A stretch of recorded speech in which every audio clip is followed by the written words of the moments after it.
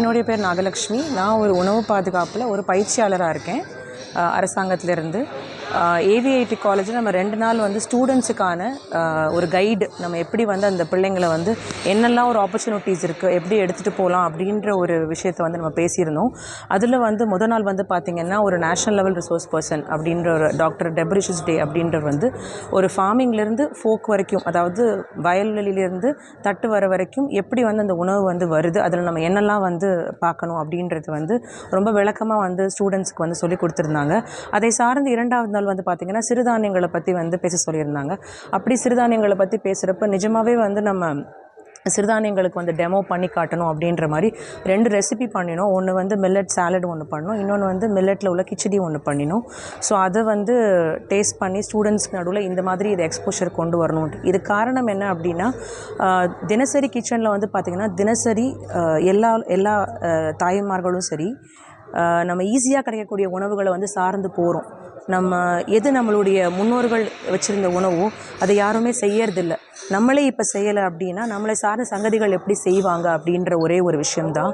இதில் எனக்கு ஒரு விஷயம் இருக்குது, நம்ம அரசாங்கத்துக்கோ ஒரு சின்ன ஒரு ரெக்வெஸ்ட்டாக வைக்கிறேன். நானும் ஒரு மக்களில் சார்ந்து ஒரு ரெப்ரசன்டேட்டிவாக ஒரு விஷயத்த சொல்லணும்னு நினைக்கிறேன். நம்மளுடைய ரேஷன்லேயும் சரி, ஒரு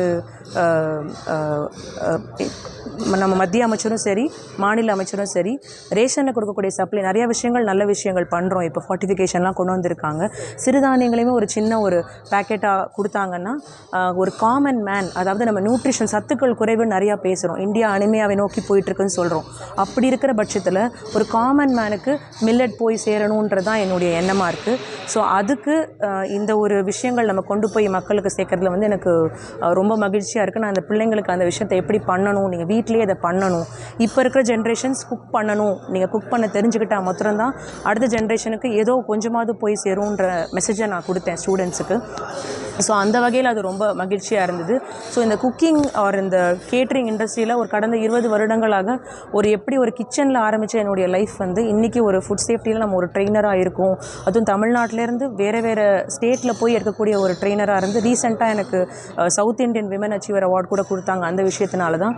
ஸோ அதை நான் எப்படி நல்ல விஷயங்களுக்கு பயன்படுத்துறதுன்ற ஒரே விஷயத்தினால தான் இந்த ஃபங்க்ஷனை ஒட்டி அப்படியே இந்த வேதா அப்படின்ற ஒரு மிகப்பெரிய இப்போ அடல்ட்ரேஷன் அது இது மில்கில் போயிட்டுருக்கு. அப்போது மில்கில் இப்படி ஒரு குவாலிட்டியை ஒருத்தரால் கொடுக்க முடியுமா?